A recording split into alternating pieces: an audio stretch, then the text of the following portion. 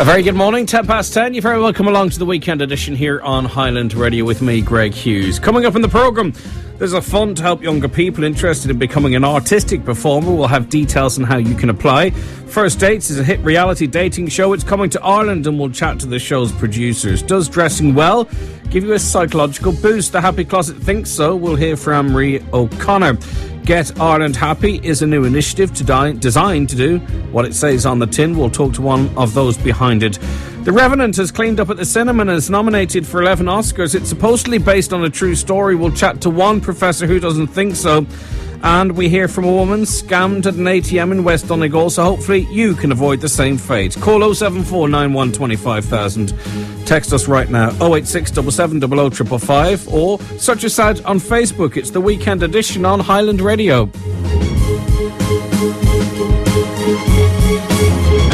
Also coming up in the programme, Donegal magician and aspiring performer Dylan Murray tells us about how his tricks have gone viral on the internet. So hopefully you can stay with us between now and 12. 086 770 555 if you want to talk to us about anything today, any requests or comments on what we are talking about. You can also call Yvonne on 07491 25000. A quick look at Saturday's papers. It's heavy stuff. If you're looking for a weekend break from all the bad news, you may be disappointed.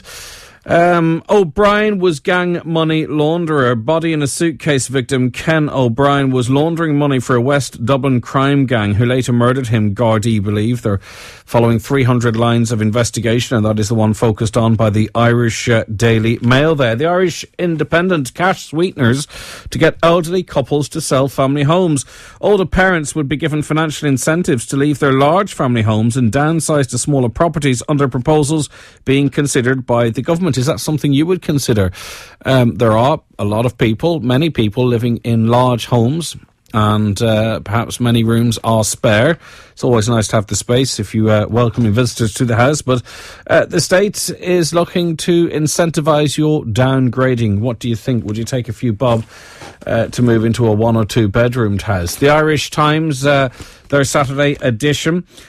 GSOC defends accessing journalists' data. The Garda Síochána Ombudsman's Commission, GSOC, has defended its decision to access journalists' phones while investigating Gardaí for alleged leaks, says members of the public who provide information to help Gardaí investigations did not expect to see it emerge in the media.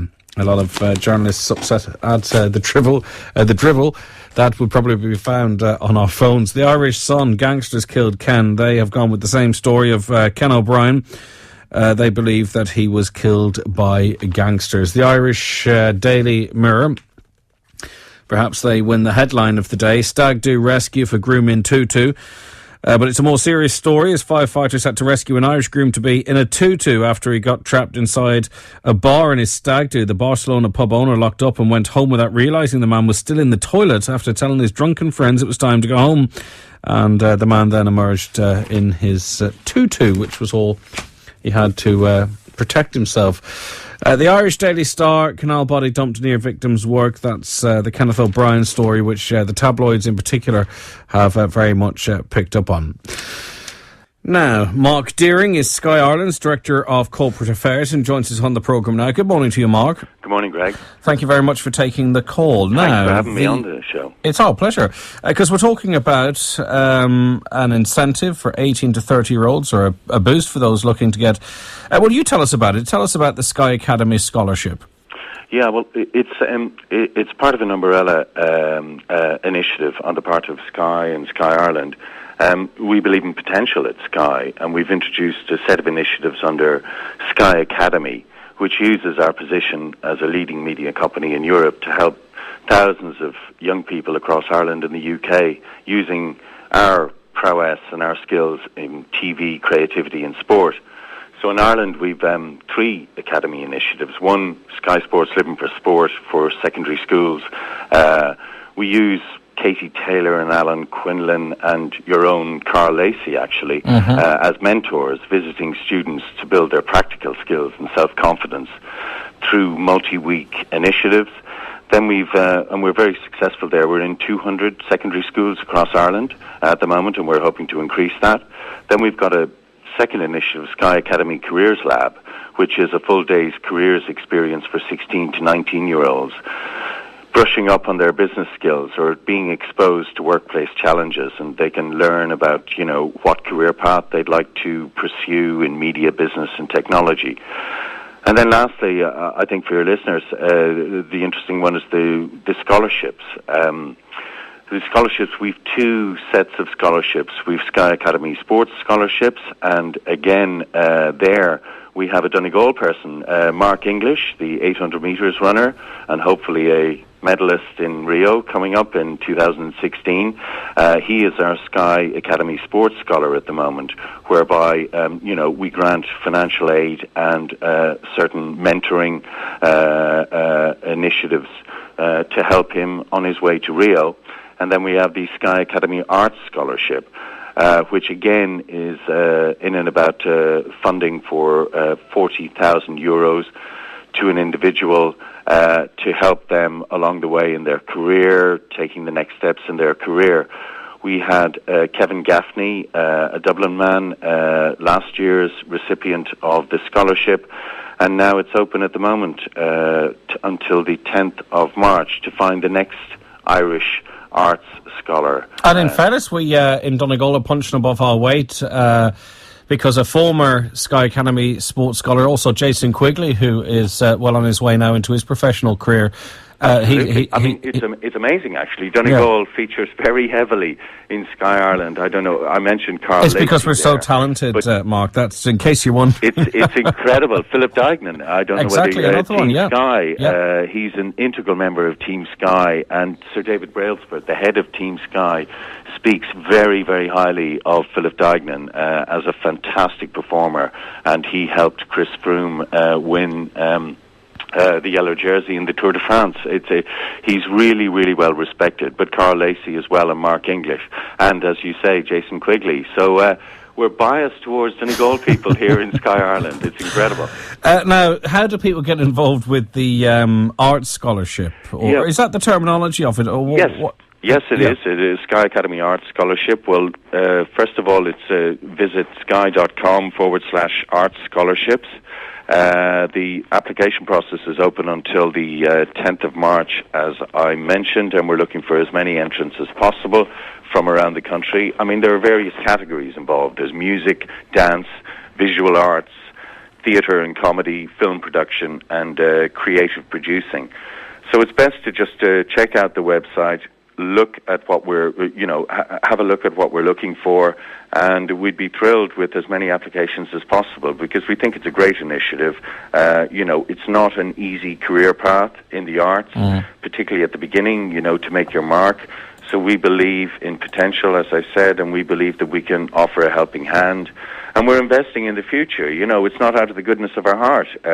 We're investing in the future, and the youth of Ireland today, if we can help in any way, then that will benefit all of us. Now, one of the criteria is that you have to be from age between 18 and 30. Yes. What else? What other boxes would you need to tick?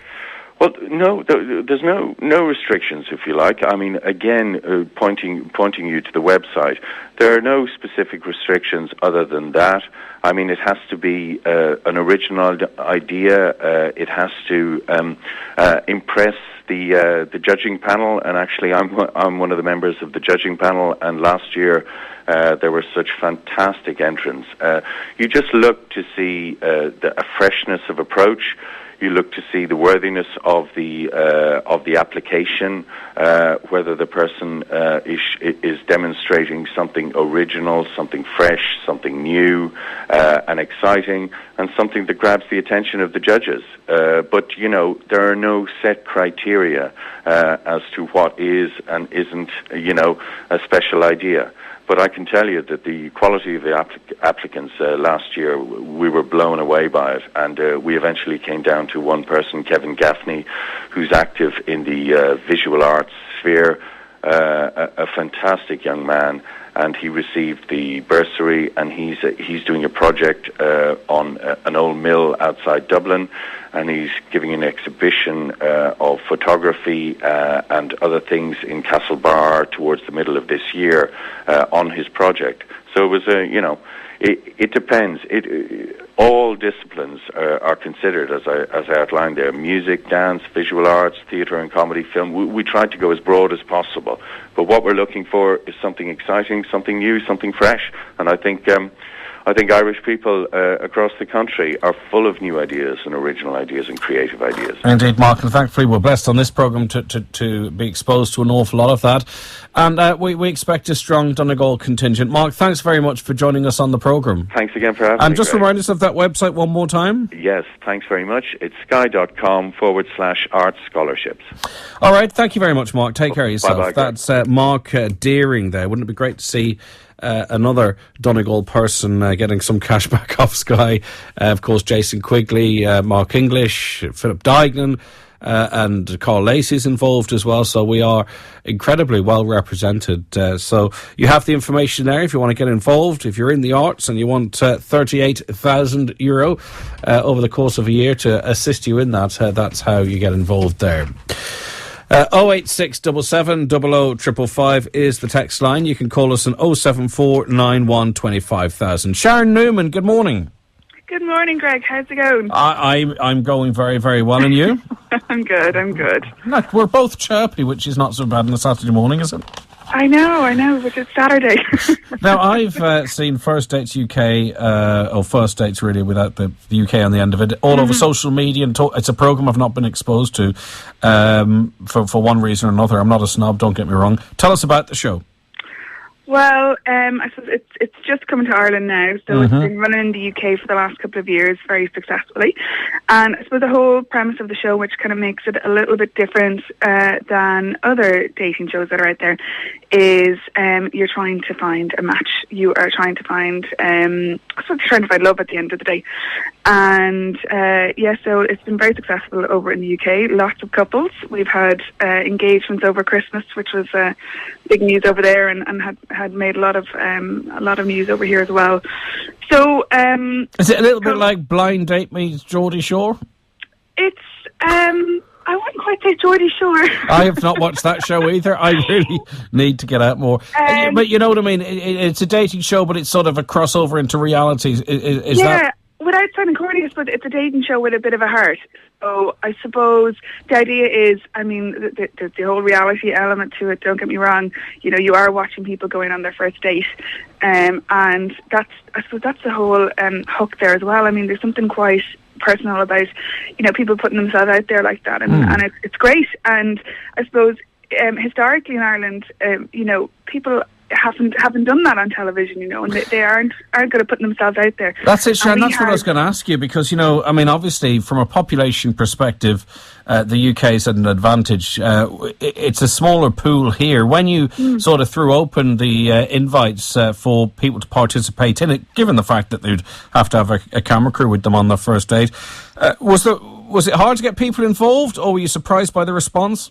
We were absolutely astonished by the response because, you know, just given on past experiences and applications to shows, it can be a little bit harder to kind of encourage Irish people to apply, but because the base had been built there by the UK show, it's got such a following here in Ireland. The response was incredible. So I think within the first 3 days, I think we had like 1,000 applications or something. Wow, that's amazing. So it was absolutely incredible. So that was a really pleasant surprise, actually, and I think it says a lot about the programme of what people think about it as well. Because, as I said, you know, Irish people do feel a little bit more reticent sometimes about putting themselves out there, and especially because it is a dating show, and you are kind of well, the thing is, you end up being exposed, you know? Yeah, exactly, as well as that too, and it's a good thing, I suppose, with local press and local papers and what have you. But if you're on it, you're probably going to be featured in an article in the local newspaper as well. I don't think that would happen in the UK, but because, you know, we're sort of everything's local here. Yeah. So tell us. Go ahead. people, when they were thinking about it, I think they thought about the UK show. They know the idea, and it's very simple, Greg. I mean, what we do is 2 people go on a first date. It's a completely blind date, and they go have dinner together, and hopefully by the end of that dinner, go on to have a second date. And that, it's as simple as that. And we just follow, as a viewer, you just follow their progress, and you're nearly with them on it. And I suppose when they go into the restaurant, one thing to point out, it's very inconspicuous. So there's no cameraman. Yeah. I know what you're saying. It's sort of like cameras dotted in to get a view of what's going on camera, but it's a bit back. It's not in your face.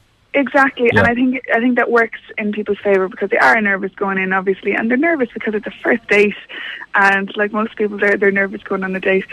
But I think that's actually one thing that it helped as well, that they didn't have to kind of have that in their face either. It's quite subtle. So, Sharon, do you think you're going to have to buy a hat? I'm hoping I'm going to have to buy a hat. I really am. We put a lot of work into this. But it was great. Like we just finished filming. We spent an awful lot of time between applications, and there's obviously a whole process there and a whole team there working, trying to match people. And as I said, that's the whole premise of the show, that you're looking for a really good match, or based on what people, and this is all based on what people are telling us.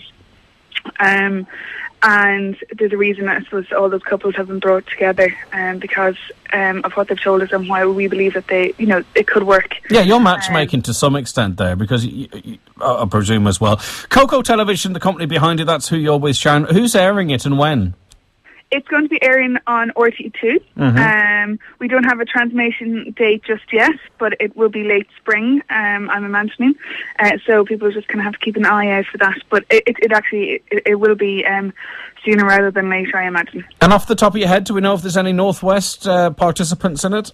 I think there might be. I can't get more specific than that. That's enough of a hook for us to watch. Thanks. Would you do it, Sharon? Well, you know what? I'm not single, but I'd be encouraging my friends to do it, because it's not, as I said, it's not one of these shows where people are thrown together. There's actually a lot of time and investment made in these couples, and we are on the edge of our seats as well, Greg, when we're watching these, and we're watching them walking out to the restaurant, and we're like, did they get in? So you're invested in them as well, and actually there's, without sounding OTT, there's actually something quite humbling or something about being involved in that as well. I'd imagine so, because you get emotionally involved in it, don't you, as well? And yeah, absolutely. Human people, absolutely. And maybe the start of something. And one thing I'll have to say that a little different from the UK is, God, Irish people love to talk and they love telling stories, so we had some really good crack dates as well. Any people being invited to look at the retchings or anything along those lines, or... Anyone looking at what? Well, people get invited back to your place to look at etchings or something similar, have a cup of coffee. The cameras do not. The cameras don't intrude that far. Well, as I said, we don't pass on anyone's contact details. So if we decide to do that, they're all grown ups. Excellent. Listen, it sounds exciting, Sharon, and we look forward to seeing it on the TV screens later in the year. Thanks so much, Greg. All right. For having me on this morning. My pleasure. Sharon Newman there from Coco Television. First Dates UK, if you're familiar with the show, there's an Irish edition. It's on RTE.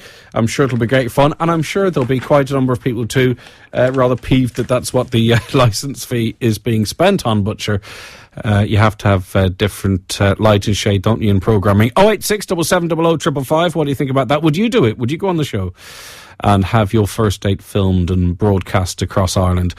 07491 25,000 if you want to speak to Yvonne. You're very welcome back to the programme. AnnMarie O'Connor is from The Happy Closet. Hello, AnnMarie. Hi, how are you? Very good, thank you so much. Probably because I'm dressed well, is it? Possibly. I can't see you right here. Thank God. I've literally not got a stitch on. Anyway, The Happy Closet, tell us about it, AnnMarie. The Happy Closet is a self-help guide to balancing well-being and being well-dressed. So basically, I'm like a closet therapist. I help people transform their wardrobes from the inside out. The reason being is, January, new year, new you. We're always told we should declutter our closets, but we've got it all back to front. Before you start any decluttering mission, your mission should be to clear up the emotional hang-ups and all of your bad shopping habits first, because you're just going to be doomed to repeat the same process over and over again. So are our closets full of our moods and our feelings and our stresses and our happiness and our anxieties? Absolutely. I mean, if you open up your closet, it's basically a snapshot of your life at that point in time. And I think the reason why so many people have such difficulty with either starting or, more to the point, completing a successful decluttering mission is that they're so afraid to break with the past and to let go, because there might be memories associated with certain garments. So we, in the Happy Closet, have a spectrum, and we either live in the past or the future. And kind of my mission is to get everyone in that sweet spot in the middle, the present, where mindfulness thrives. Often you have people saying, you know, I wore that dress, you know, when I met my husband. So the reason why people hold on to things is because it evokes a memory or a feeling. So, and likewise, when we go shopping, we tend to repeat certain habits or buy certain things that remind us of that dress that we wore when we met our husband. So presumably that can be a positive thing, but you can also be archiving negativity. Yeah, exactly. And in the book, I talk about keepsakes versus keeping something for the sake of it. Obviously, if you have something that has enormous sentimental value, then I'd never recommend getting rid of it. But often what I found is being a decluttering coach for people is that they'll hold on to the darndest things. You know, I would have somebody, for example, who would say, oh, I need to hold on to that T-shirt of mine. I'm not giving that away. And I'd say, okay, that's grand. And then she'd have a second or a third or a fourth of the same one. And so we'd put a pile together, and then I'd say to the client, that is your default. Often people have a default purchase because, you know, in life, the older we get, the busier we get. And we don't always have the time to sit around musing about, you know, how to style the most beautiful outfit that we've seen in Vogue. So we pick for the thing that's quick, that's easy. And sometimes, you know, we gain weight, we lose weight. We might buy something that disguises and makes us feel a certain way. And then we get caught in a rut. So it's about learning what your kind of the pitfalls are, so you will have a closet that represents the person that you are today. Now, you don't get yourself into that rut. Generally, I wouldn't say myself as a hoarder, but, you know, I'd hold on to T-shirts and jumpers, and if it's suggested I throw them out, and I'm just realising this now, I say, well, I might need it if I'm doing some painting, or I might need it if I'm mowing the lawn. Exactly. Now, listen, I wouldn't know one end of a paintbrush from the other, and I mow the lawn to an absolute minimum. So, am I hiding something emotionally here? You know what? It's just the fear of giving something up. And like, I talk people through this, and I talk people through it in the book as well. You have to get through the why. So it's like not just, it's like looking at, if you have a pile of like 6 or 7, you know, cardigans or T-shirts for mowing the lawn, you might just need 2. So, you know, feel free to let the other 4 go, because, you know, nothing ever thrived in cramped conditions. And it's the why are you holding on to all of this? So, you know, once you get towards the why, then people understand, okay, it's okay to let it go. You know, time and space are not going to collapse. I will still be able to mow the lawn perfectly well with the 2 T-shirts I have.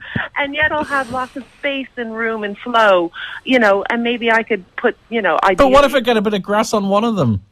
Then you wash it and you wear the second one.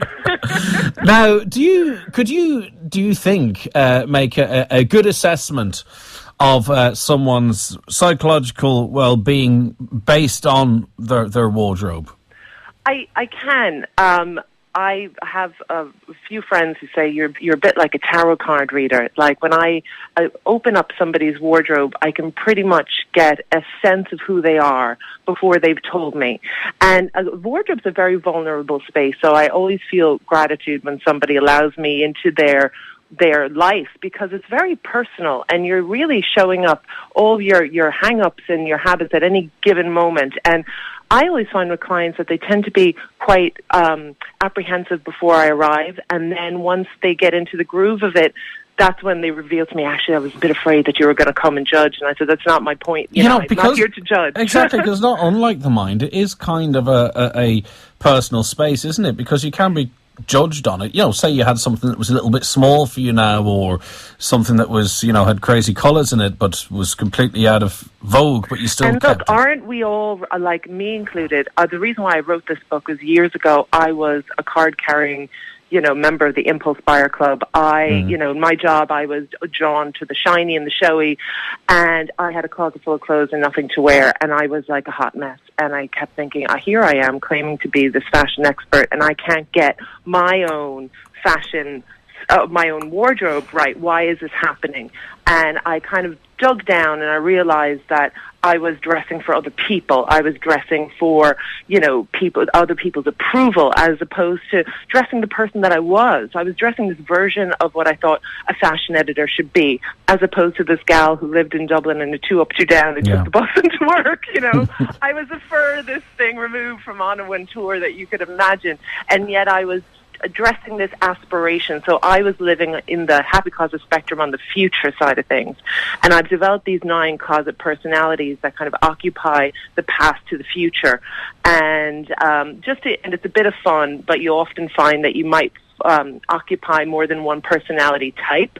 But it just shows how this is all based on the kind of the work that I've done with people, and basically we all exist either in the past or the future, and it's trying to kind of dress the person you are now, because the closet's an evolving entity, and I think that's what people forget. They might get their fashion sense right at a certain point in time and think, I've got it nailed, and the minute that you stop realizing that you evolve, like who are you 3 years ago? Were you in the same town? Were you in the same country?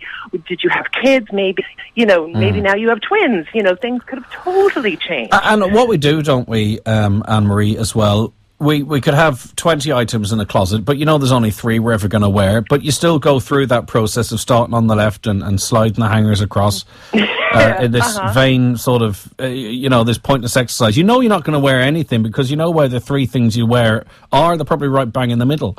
Exactly. And it's about, again, it's great to have, there are pieces that you have that you'll only wear once in a while, like occasion wear or, kind of clothes for really, really bad weather.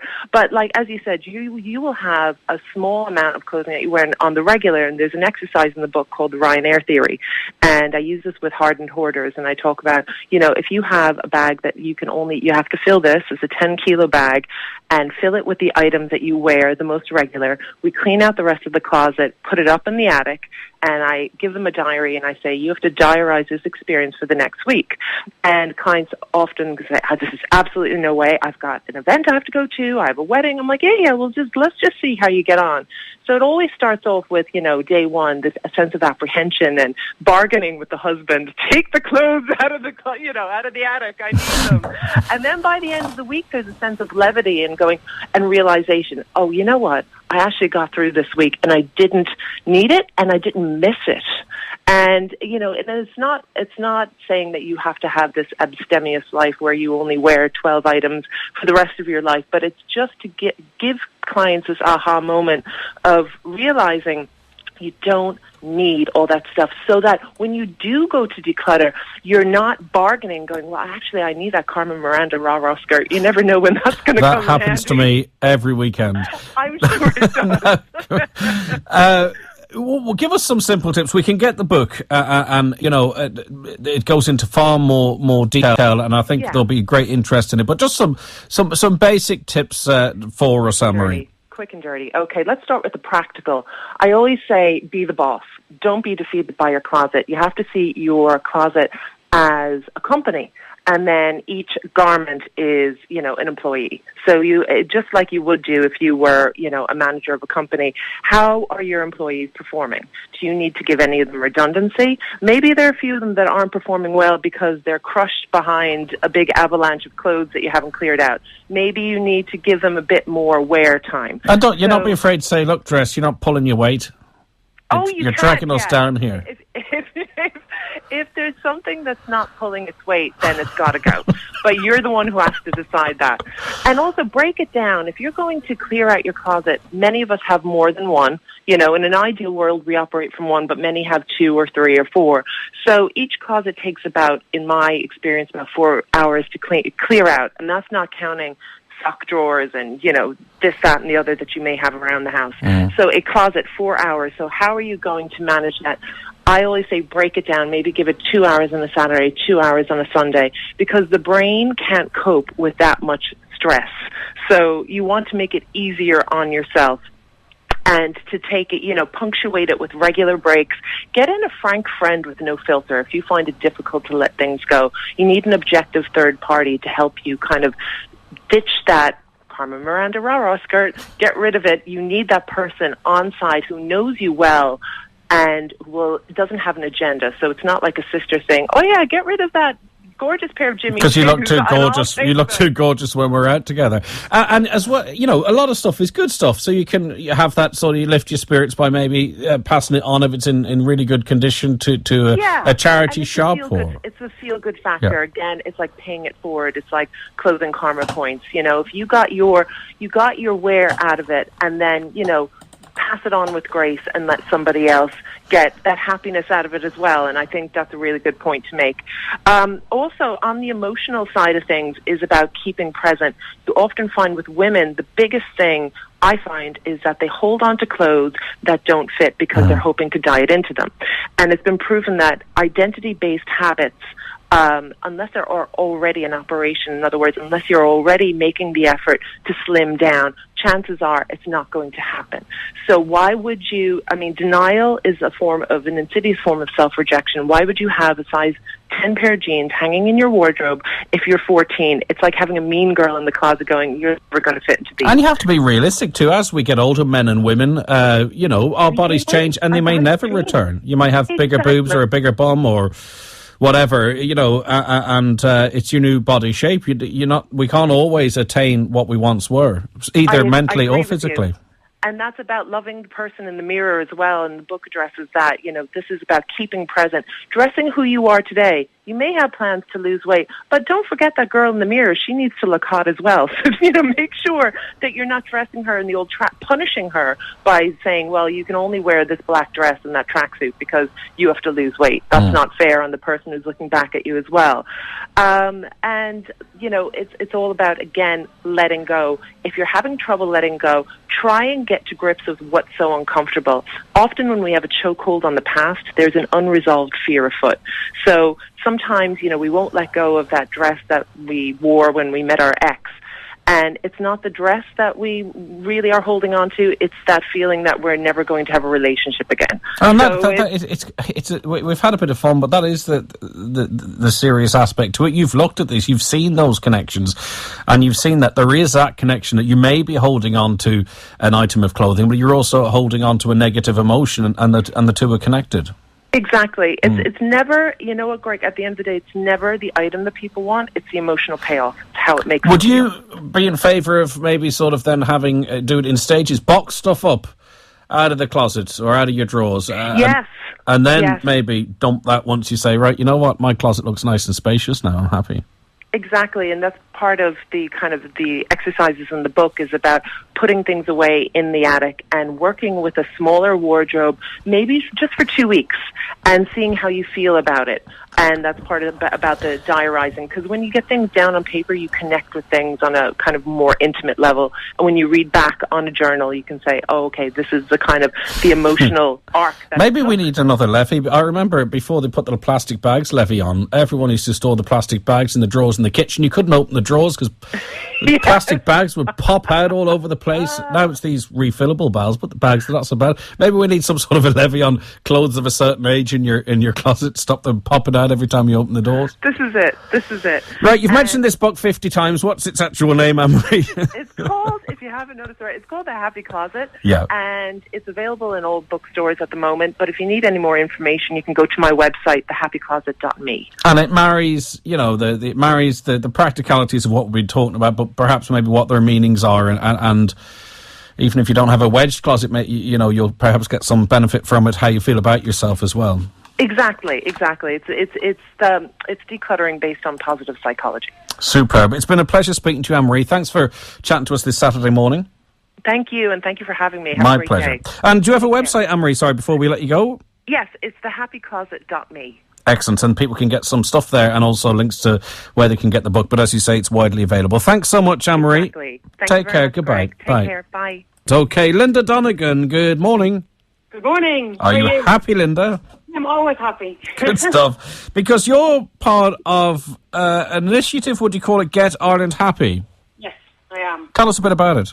Okay, well, I tell you, it's really, really exciting to be sitting here talking to you today because this idea is just 12 days old. And basically the idea is about bringing people together in the spirit of spreading love, kindness, positivity and having some fun. And it all started, there's a number of factors that have inspired the start of this idea, but one event kicked it off. I attended a flash mob about 2 weeks ago in Dublin at the Spire. And the whole idea was just to gather some people together and just spread a little bit of positivity into the area for an hour. Did you talk about burning the bondholders, water charges? No, not at all. This is all about positivity. So it was very different, and I don't think people knew what was happening at the Spire. There was only a small group of us. Yeah. And did you find then people organically started joining, or? Yes, absolutely. I think there was about 6 of us, and we were holding up signs telling people they were awesome, telling people they were beautiful. I held up a sign asking people if they wanted a hug. I was very nervous going when I went. The idea of standing at the Spire in the city centre was a bit of a jump outside my comfort zone. But as soon as I stood there and held up the sign and asked people if they wanted a hug, something really amazing happened. Has it changed you, do you think, Linda? It hasn't. I won't say it's changed me because this is who I am. But it had a profound impact and inspired me to, to set up Get Ireland Happy. So if someone wanted to replicate this in Donegal or Tyrone or Derry or any county up here, how would they do it? So, there's not much you have to do, but what would you do first? It's so simple. All this has been on social media so far. Mm-hmm. I set up a page on Facebook. I have a Twitter account. And it's just about getting the word out there. And we had a small event on Wednesday. It was National Hugging Day. It's not a day that seems to be recognised in Ireland too much up until now. We tried to recognise it on Wednesday. So we just got a small group. There's only 3 of us. We went to Central Bank on Wednesday morning at 7:30 and we held up signs asking people if they wanted a hug. And we gave out hugs for about an hour and put smiles on people's faces. And it was so simple. It all just happened on social media and a few people came together and that's how it happens. Yeah, positivity. Perhaps there is a lack of it and sometimes you have to make it happen yourself. Well, that's it, I'm not saying that people aren't positive, but I just think sometimes it takes one person or one idea. Yeah, I think there is a lot of us, though, that are we're not unhappy, we're not happy, we're just in sort of this holding pattern. Yeah, and it's hard not to be as well because there's so much, if you're watching the news and if you're on social media, there is a lot of bad stuff happening in the world and it's hard to not let it get you down, so it is hard to be positive. So let's get Ireland Happy. People can go on, follow you on Facebook, is it, or website? Yeah. How do they get more information, Linda? Yeah, we're on Facebook and we're on Twitter, and I said it's only 12 days old. I have lots of ideas, very simple ideas, just to kind of stimulate ripples of kindness around the country and stuff like that. So I just encourage people to come onto the Facebook page and Twitter and just keep an eye on what's happening. And I'll set up spontaneous meetings in Dublin and hopefully it's replicated around the country. And it's just really simple and just let's see what happens. All right, Linda, we're linking all that info off our Facebook page as well. Thanks so much for coming on. No problem. It's a pleasure. Thanks for having me. Now, Leonardo DiCaprio went through hell to play the indestructible fur trapper Hugh Glass in The Revenant and has been awarded with a Golden Globe for his performance and an Oscar nomination. Indeed, the film has garnered quite a number of nominations. Now, The Revenant claims to tell the true story of Hugh, a hard-driving mountain man of the early 19th century American West, whose bear attack became a frontier legend. John T. Coleman is a professor at Indiana's Notre Dame University and has been investigating if indeed the story is true. And he joins us on the programme now. Professor, thank you so much for coming on the show. Thanks for having me. Firstly, you've watched the film, obviously. Did you enjoy it? Yeah, it's pretty spectacular. I think the bear scene, the scene of the attack in itself, is almost worthy of the Cinematography Award. Yes, it is. It is pretty scary. Now, Hugh Glass, you've investigated this person, and firstly, are you convinced that this film is based on a true story, at least some true events? Sure. It's based on a few sketchy facts that we have, and then those facts got elaborated into this pretty fabulous story. And what have you learned about Hugh Glass, the character which is played by Leonardo DiCaprio in the film? Well, we know that Hugh Glass existed. We know that he was attacked by a bear, and that he was left by his companions, and they took his gun, and he later recovered. And those are the bare bones of the story. As far as his personality, we know that he was very difficult to deal with. His bosses described him as being something of a rascal. Does that come across in the film to you? I think Hugh might have had a bit more of a glint in his eye than it's portrayed in the film. It's a pretty grim portrayal of Hugh Glass. But there is always artistic license, isn't there? I mean, and I don't mean this in any way facetious. It's not a documentary, but in filmmaking generally, don't they sort of, take the nuts and bolts of a film and then create of a story and then create something from that? Oh, absolutely. And I would say that started almost as soon as the bear attacked Hugh Glass. They started telling stories about the event, and it's hard to separate art from history, even in the 19th century.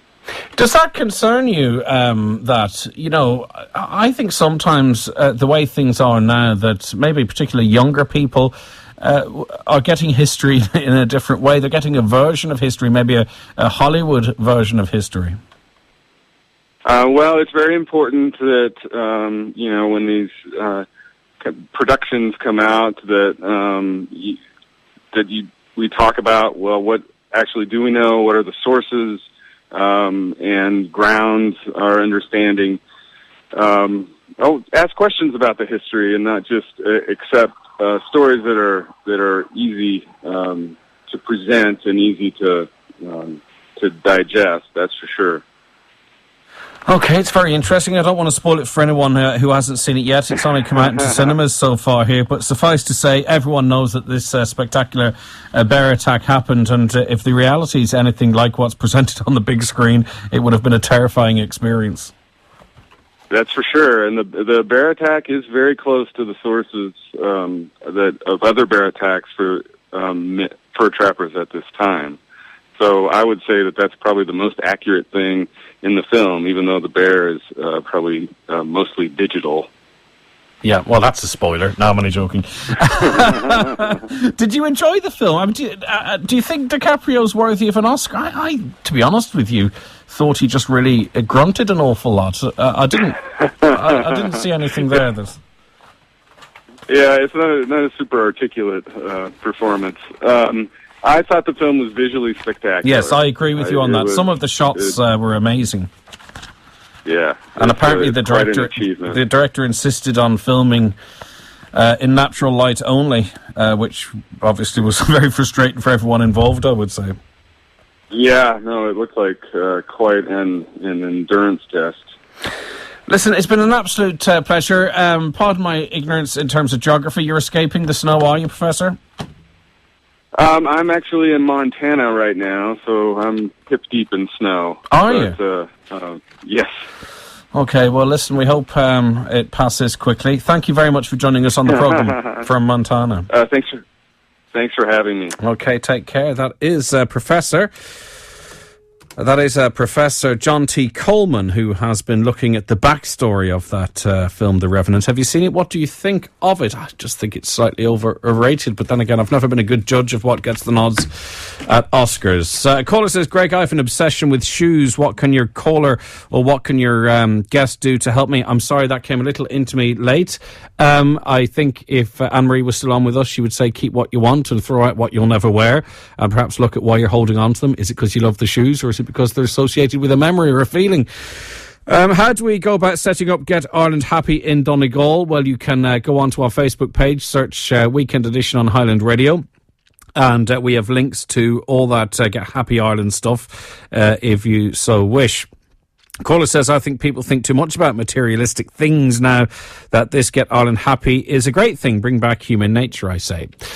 A caller says, my aunt's case went missing when we went to Florida. She was left standing in what she travelled in. She borrowed 3 outfits from me and 3 from my sister-in-law. And you know what? That did her for 2 weeks. It showed you can survive with a lot less than you bring with you. And I think Ryanair have done a fair bit in showing us that as well, because on a recent flight, there's very little stuff seems to go into the hold of the plane anymore. Everyone's carrying it with them. So we can do more with less. Right, we're a little behind on ad break. Stay tuned. Still loads to come on the show between now and 12 noon indeed. Right, we're going to talk now about a little bit of advice for you and possible scamming that's going on. Catherine Stanley Rogers joins us on the programme now. Catherine, how are you? Hello there. Thank you very much for talking to us. Now, what was your experience at an ATM in the west of the county?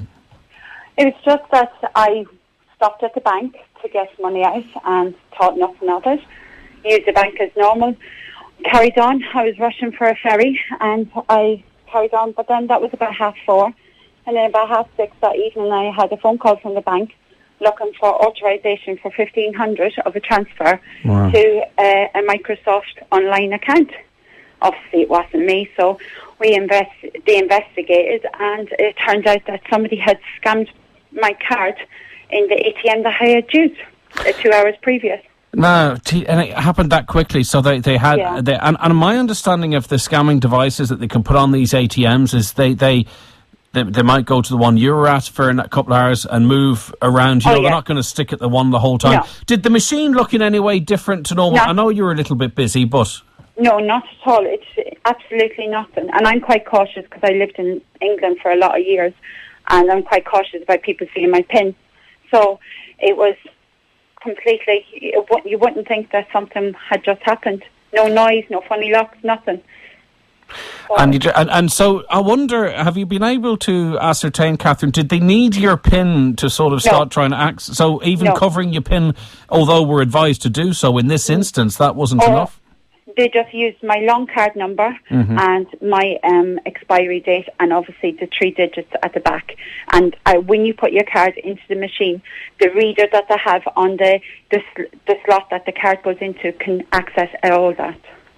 So that's all they need for internet shopping or internet banking. Exactly. They can go buy phone credit, book flights. They can order stuff online. As you say, they can order a new computer for themselves. Or they got away with over 300 in designer shoes and €277 to Nike. So they just... And then the 1,500 they were trying to transfer to an offshore account. And I'm sure that's €500... That you very much would prefer in your account. Oh, exactly. I'd like to buy designer shoes. That's what I was going to say. And are you protected in any way, Catherine? You went to did the bank. What did the bank say about the money? The bank was absolutely brilliant. When we sorted out that obviously them transactions wasn't me, they said that when you pay your fee every month for your account, that you're covered. That's your insurance, and that's you're covered. So once they find out that it's not you, they will refund the money. But still... But they blocked my card in the meantime, so I have no access to my account unless I do internet banking to another account and use that account. Exactly, and who's to say, if it was a different person and mortgages were due or something, and next thing your mortgage bounces and it goes on your credit record, and it's quite serious. So... Go ahead, Catherine. Or anybody that wouldn't have the funds, like single parents or anything like that. People depend on that. So, retrospectively looking back, Catherine, is there anything then that we could look for on these ATMs to make sure our cards aren't being skimmed? I know for definite the next time I put my card into the ATM, where it actually goes into the ATM, I will shake it just to see will it come off, because that's what it is. It comes off. Because these guys, they pull up in a car park opposite the bank, they go over to the bank, pretend they're fluttering with it, stick this thing on, go back to the card. My understanding is the information's either stored on the device or it's sent to a laptop in the car. Yeah. They go back, retrieve the device and on to the next town. So it happened to you in the west of the county. It could be in a show today. Okay, this is... You don't know where it's going to happen. Like, this is a busy main street, and so somebody obviously was watching the people using the machine and knows that it's a very popular machine too. Exactly, especially in rural areas, because, a lot of the banks aren't open or this, that and the other. And the amount... Sorry. No, it's my fault, Catherine. There's a slight delay in the line. I beg your pardon. But go ahead, yep. And then people think because it's a rural area and it's quiet, it'll never happen. But this is proof that it does happen. So, I would definitely go into if there's an ATM inside the bank and you can get into the bank, just go in. Yeah, and I think you were lucky too, Catherine, because not every bank has this sort of insurance scheme. I know I had a bit of difficulty getting money back myself when my card was skimmed outside of Ireland. So, listen, the best thing is to make sure it doesn't happen to you as best you can, rather than having to, as you said, your account's locked and you want your €500 back, or the shoes at least. Yeah, God knows when it will go back in, but they did promise that I will get it back. Catherine, great piece of advice. Thank you so much for coming on and sharing it with us. Thank you. Because you know what it's like to go through it, and you don't want someone else to have to go through it. No, God, no. That's why I put it up. Just people just beware of everything. Just don't take it for granted, because we live out in the sticks that it's not going to happen. Exactly. In fact, it may be more likely to happen, this kind of thing. Definitely, yeah. What time was it in? Do you mind telling? 4:30 on Thursday evening. And what town? It was in Dunlow. Dunlow. Just in case anybody else was in Dunlow at that time and needs to check their accounts. The Bank of Ireland ATM. Uh-huh. Okay. Listen, thank you very much, Catherine, for that. Thank you. No problem. All right, take care. And that's not a problem exclusive to any bank whatsoever, but on this occasion it was the one in Dunlow. And if you were using that on Thursday afternoon, maybe worth checking your bank account, because the bank will phone you for unusual big transactions. Not just that bank, any bank at all. But it's the little ones, maybe like flights or phone credits or shoes or whatever it might be, smaller purchases. Maybe you won't get that info. So thanks very much there to Catherine Stanley Rogers for highlighting that issue. Now, Tina Kumarinos, a very good morning to you. And good morning to you, Greg. How are you? Thank you for taking our I'm watching my P's and Q's. I'm a bit concerned because you're an etiquette expert. Well, I'm sure if you've got a job in radio, you must be okay. Don't kid yourself.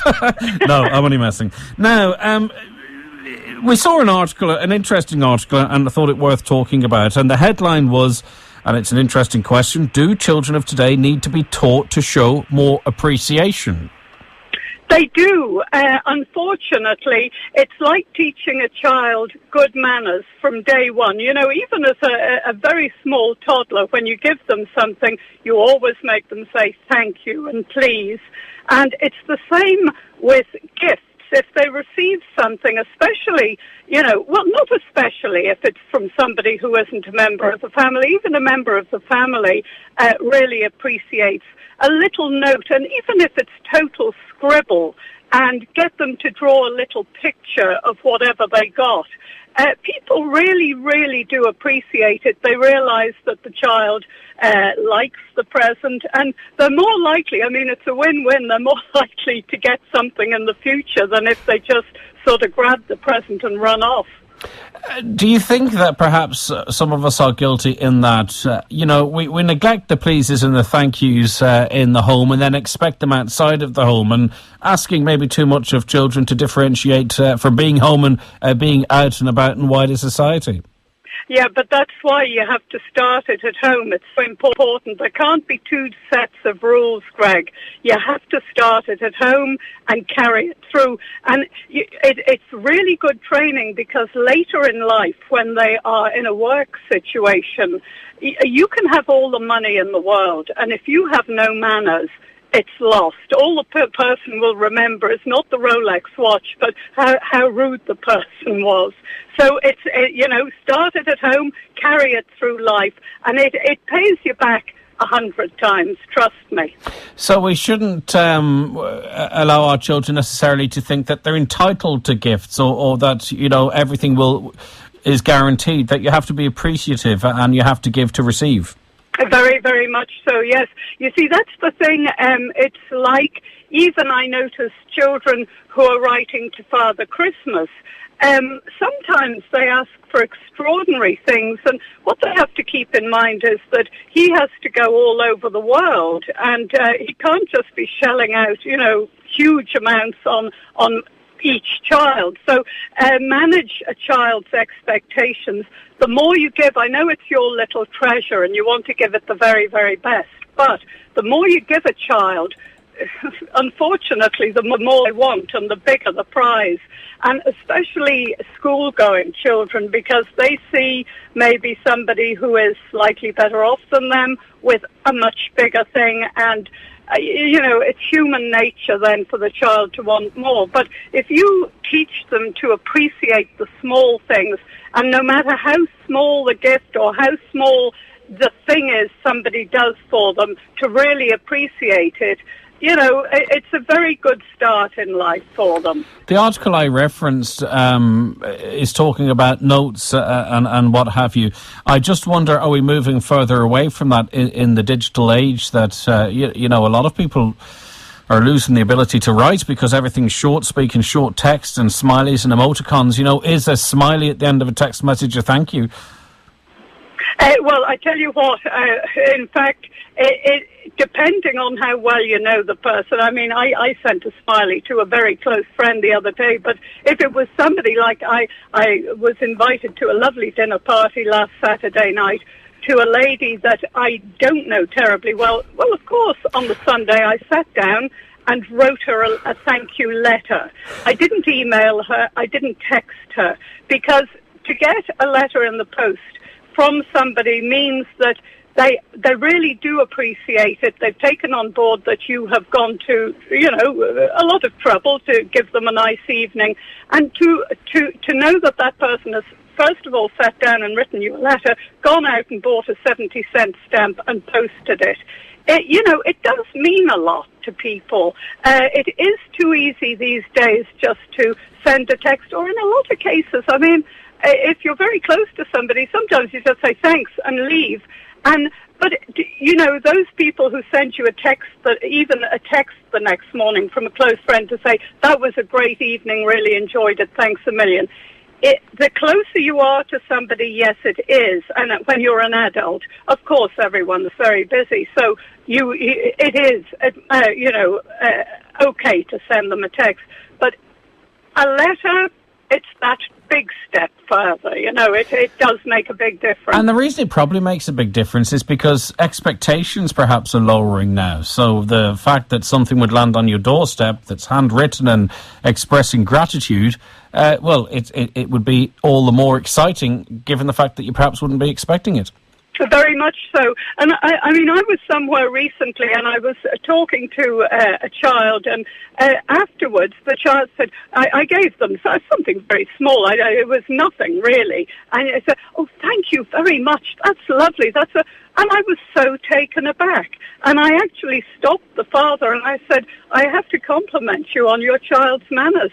They're fantastic. They're amazing and good for you. Which I'm sure got a broad smile from the parent as well. Oh, a huge smile. And the child didn't look sort of surprised or anything. It was just, this was their normal everyday sort of way of dealing with stuff, which was, oh, God, it was so refreshing. Tina, thank you very much for joining us on the programme. Well, to all your listeners out there, please and thank you. It's your best accessory going forward, trust me. It doesn't matter how you dress. Good manners will get you anywhere. Thank you, Greg. I'm penning a letter as we speak. Thank you, Tina. Thank you so much. Goodbye. Bye-bye. Take care. That is Tina Kumarnas joining us there. She's an etiquette expert. What do you think about that? Do you agree with Tina, or is she harking to a bygone age? 086 7700 555 is the text number. You can call us on 07491 25,000. A caller says they love First Dates. I watched it last night on Channel 4. It'll be interesting to see what our version would be like. Can't see it being as good as Channel 4's. We never seem to do as good as the UK shows. Plus, we won't have the lovely French maitre d'. We did Come Dine With Me, and it just did not work. Tad cringing some episodes. Well, our own Noel Cunningham was on Come Dine With Me. I thought he did very well.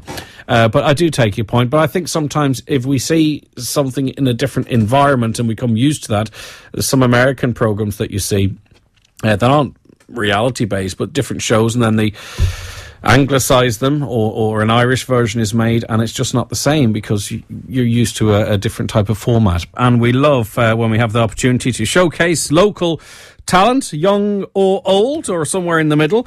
In this instance, it's young. It's Dylan Murray, just 17 years of age. First time on radio, Dylan, too. How are you?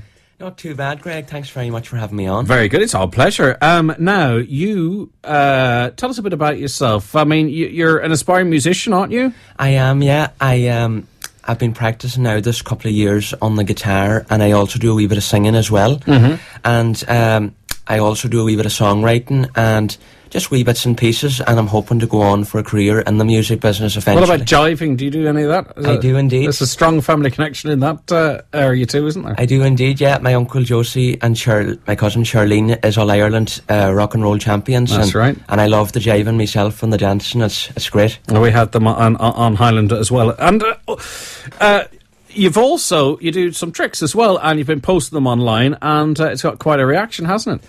It has. It's crazy the amount of publicity it's got for me. I just posted up a couple of online videos, and I posted the first a couple of weeks back, and I got about, I think it was 7,000 views on it. And after that, it just went from there. I posted up a new video about a week ago now, and I'm on 15,500 views, and it's amazing the reaction that I got from it and all. Excellent. It's been picked up by Donegal Daily as well, which is going to help with the hits and what have you. So it's taken off for you. Now, we're on radio, but you're going to do a trick for us, aren't you? I am indeed. Now, I'm going to get old Jimmy Stafford on this now and video it here as well. Okay, so Dylan, what are you going to do here for us? Well, today I decided to do something a wee bit different. It's a card trick. And I'm going to need your help as well for it. Okay, how many hands do I require? Just one. So this time Right, Yvonne, I'm going to have to get Yvonne in here. Yvonne, please, I need my hands. Okay, this is going on YouTube later on, and we'll link it on our Facebook as well. That's recording, Yvonne, thank you. Right, go ahead, Dylan. No problem, here we go. So this time I'm going to shuffle up the pack. Get closer, it's magic. This time I'm going to shuffle up the pack.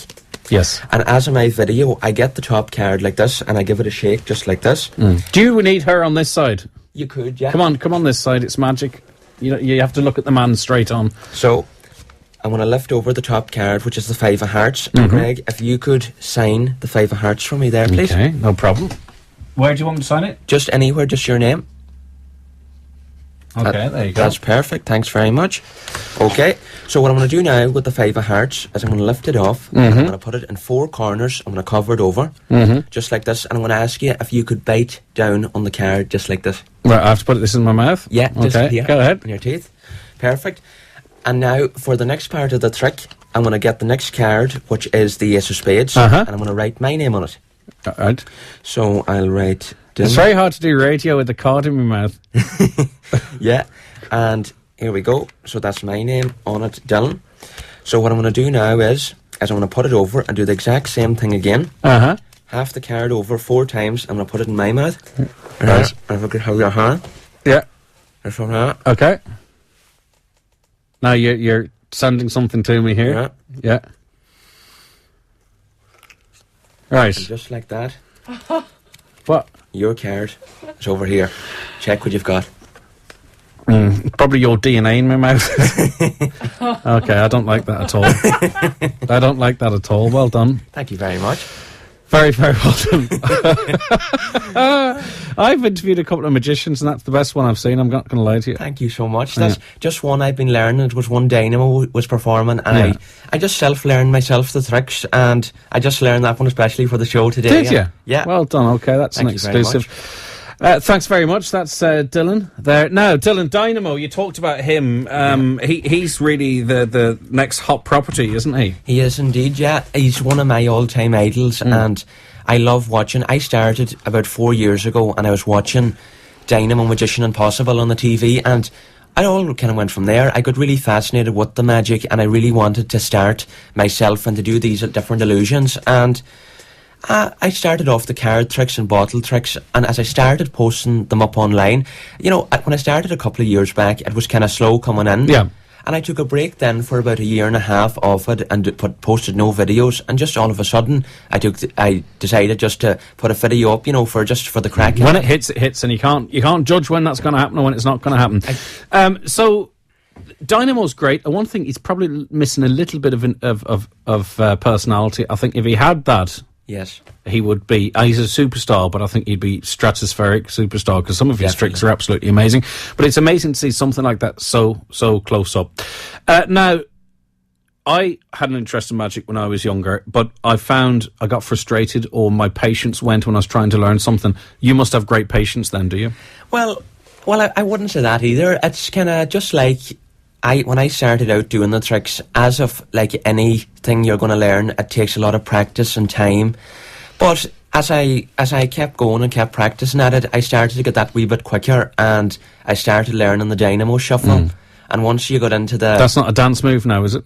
No, that's just a flourish with the cards that I was learning. And from that, I posted a video of that online too, and got a great reaction too from that. And I was delighted with the write-up as well. I got the article from Donegal Daily. Yeah. And a big thanks to them and Mark and all the crew for being so kind and posted it online for me. Now, let me ask you. You are an aspiring musician as well. You've been learning the guitar. Do you love one over the other? Are you a little frustrated that maybe you've got the 20k hits on the magic trick and it's not on you playing guitar? Well, to tell you the truth, when I posted the card tricks online, I never expected to get the reaction I did from it. I didn't expect it to go anywhere with it.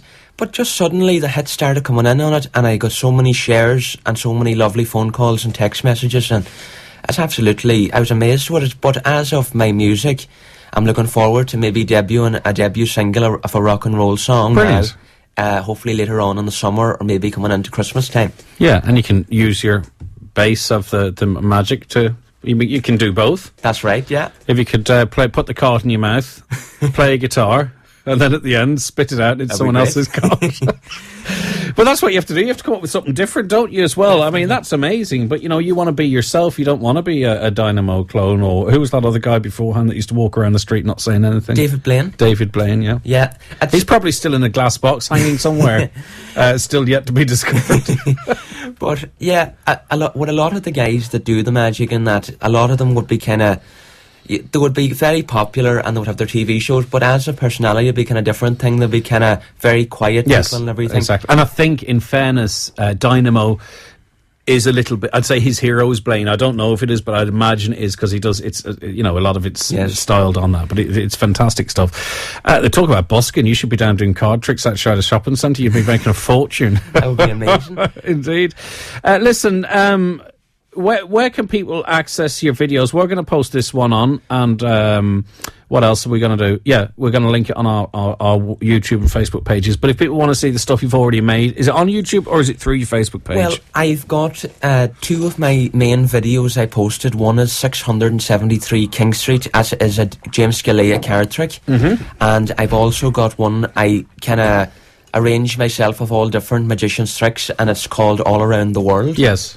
And I've posted them on my Facebook, on Dylan Murray on Facebook. Brilliant. So the easiest way, people search your name, DYLAN, Dylan Murray, and they can like you or give you a share or what have you, and they can see those tricks and support an impressive young Donegal fella. Anyone you want to say hello to since you're on? Yeah, there's a couple I'd like to say hello to as well. I would really like you can remember a magic trick where you spit your card into my mouth and he can't remember four names. What's going on? I'm telling you. He's just unfolded a piece of paper. Go on to tell him. I'd like to say a big hello as well to my mum and my granny and my three wee cousins. Give them a name. What are their names? Dean, Chantel and Stacey Lee. Lovely. And I'd like to say a big hello to my manager, Tony from TS Promotions. And I'd like to say a big thank you as well to yourself and Yvonne and all the team here at Highland. It's a pleasure to have you on. For having me on. It's absolutely amazing. When I got the call, I couldn't believe it. Excellent. So and maybe, you know, we showcase the best of music here as well. Maybe when you get that single ready to rock and roll, we'll at least give it a play, maybe get you in and see what the crack is. That would be amazing. Who's your musical idols, Dylan? My musical idols, it's just like my card tricks. I try to do them kind of different than everyone else is doing, because at the moment the country scene is all on country music and American country style music, but I am kind of changing it with my style, as I would go with 50s rock and roll. Like Bill Haley, that type of stuff? Elvis Presley and Little Richard, all old music, and also rockabilly, and trying to do a mixture of, trying to be unique, to have your own style in it. Yeah, excellent. Malcolm Fisher has texted in to say a big well done to Dylan. Thank you very much, Malcolm. Thank you. So fair play to you, and there's loads more coming through. We'll get them mentioned before 12. Best luck, thanks. That was really, really good, because you don't know how. I don't know how it worked for listeners because they never saw what happened. But if you have access to the internet, and we know 40% of people in Donegal do, we'll have it online, and people can have a look at that. Or check out Dylan Murray on Facebook. Your family's going to be really proud. You did fantastic, Dylan. It's first time on the radio. Thank you very much for coming on with us.